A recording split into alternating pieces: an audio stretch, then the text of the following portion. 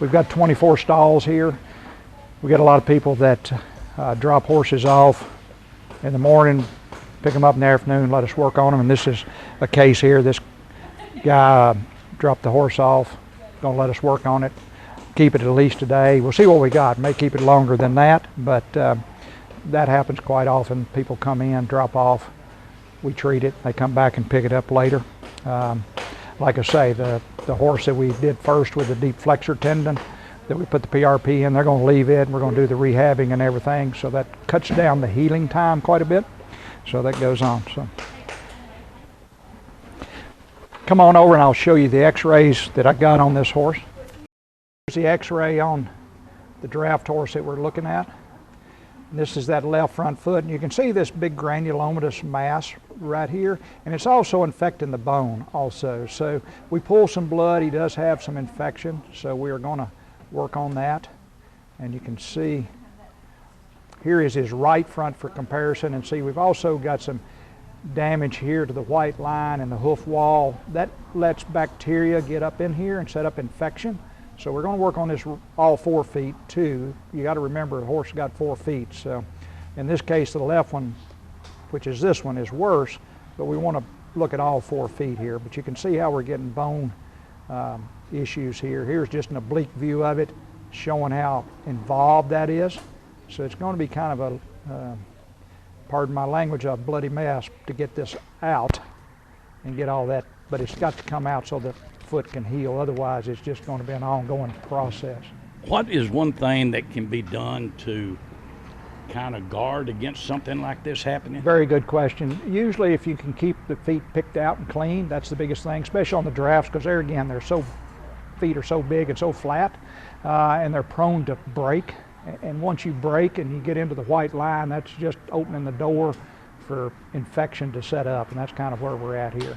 Well, you mentioned the wetness and everything, and of course we've had a pretty rainy season. Sure have. That just softens the sole for make it easier to penetrate or get bruised. You know, you get it's like putting your hand in the dishwasher or dishwashing liquid for a while, liquid, and you know, it starts shriveling up and gets soft. It's easier to break the skin, and that's kind of what the hoof is. And once you break that barrier, then it just is an avenue for infection to set up. So, and once that happens, it gets into the bone gets infected, and then we go from there. Like I say, the good news is this horse is not terribly lame, but unless we get all that out of there, it's just going to get worse, and he probably will get lame, and he gets a bone infection down there, and that's a bad deal. Okay. A bone infection anywhere is bad, but a bone infection in a foot on a horse is really bad. Would it be safe to say that if, like a mare out in the pasture, would it be safe to say that even in the pasture to bring them in every now and then and clean their feet? Oh, absolutely, yes, absolutely. Make sure they don't get packed in there. Absolutely, yes. Okay. Yes, yeah. The old adage, no foot, no horse, that holds up pretty true. So, okay. Yeah, absolutely, yes. But the draft breeds are even more prone to it because they're so flat. But this horse, we're going to get trimmed up on all 4 feet. We're going to make sure all 4 feet are good. That's the reason we x-rayed them. I'd have the back feet. I didn't show you those. But the left front's the only one that's involved right now. So okay. We're going to clean this up, and we're going to see what we can do.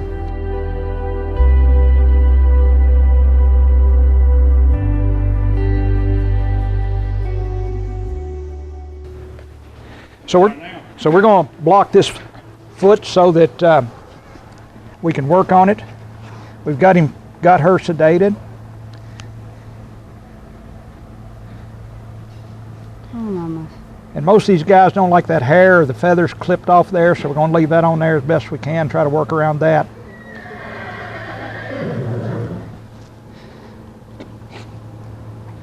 Oh, Mama. Little bitty thing, isn't she? Yeah. Ooh.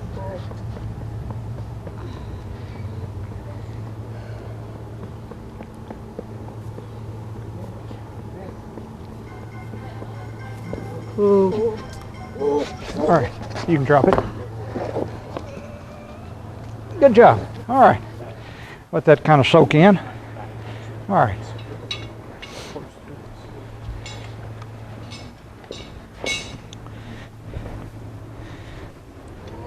you can see all that. Yeah, see all that's got to come off. And all of this. By the time you trim, I don't know. See what I got. Yep. Size-wise to What about make something. cutting this out? Hey, let's get the clippers and clip this. She's a brood mare mainly, so I'll leave these, but let's clip this. Go ahead and clip that. So I've got to be careful here, but I got to get it opened up and get some air to it because air helps me heal. Most of these lesions like this, infections like this, are bacteria that grow without oxygen. So if we can get air into that, then they can't grow and replicate, and then we can do it from there. So the good news there again is this horse isn't severely lame, so we're going to probably go slow and do it over a course of weeks here versus trying to take that whole mass out and losing the whole support of that foot. So we'll see what we got here. So we're going to put a shoe on that first to stabilize that, and then I'll do the trimming of the lesion and see what we got. If we go in there and start trimming and then we try to put a shoe on, that's a lot of stress on that hoof wall. So we're going to go in stages here.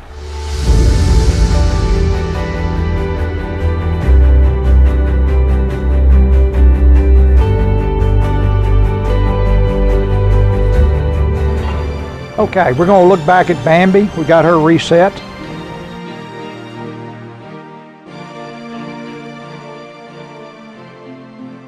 So here's after we reset. So we got good heel support back here, and we're trying to keep this angle and this angle pretty close together and then make up the difference with the wedge of the shoe. And then we've rolled the toe in under the coffin bone here, so our breakover. But the good news is you see this little white line here?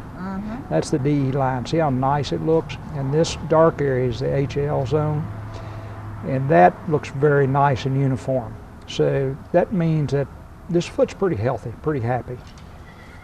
There again, same thing. This is the right foot. Our heel to toe ratio is good. Our HL zone down here is nice looking, uniform. Our DE line, which separates the sensitive from the non-sensitive part of that foot, is really nice. It's not crinkled or wrinkled or anything like that. And then this is the dial on the hoof wall, so I know exactly where that hoof wall is. And you can see that it's pretty parallel to the bone here. Does that make sense? So we've got you back going. There again, the caveat is, so here,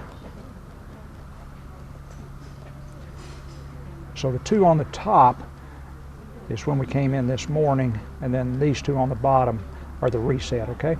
Okay. So you can see, the other thing too is we got good sole depth, okay? Okay. And that's really the best thing about this is you've got a lot of protection here. Okay. So mass trumps beauty on these feet. So if I got sole depth here and I got mass between the bone and the outside world, then I'm happy and I can live with some of this other stuff. But you're actually in really good shape. Your angles here are good. Your heel toe ratio is good. We're parallel here, and we got good sole depth. Okay. So we're good. Don't Is it supposed to be kind of like pointy down looking? Is that normal? right here.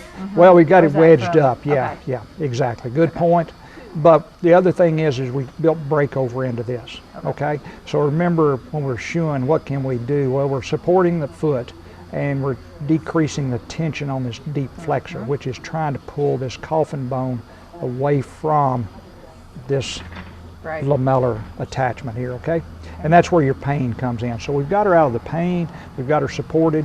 The only problem is she's metabolic, so she's going to have to be monitored from here on Okay. and stay on top of that. So this is a happy ending. You know, we started in September, Yes. and we may have those x-rays. Let me see. So here's where we were in October, and here's the left front, which is the worst. And you can see this HL zone. See how it's wider here than it is here? Almost like a little triangle, and that's what we call the lamellar wedge right there. And then the other thing is we don't have a lot of sole depth. It's like us walking across the gravel barefoot versus putting a pair of tennis shoes on. That's right, that's right. All right, I'm tickled. Let's take her out and let's jog her and just see, make sure everything looks good for our clear, okay? Very happy moving. See, we're moving really nice. And this is hard pavement. Let's see how she does, okay? Yeah.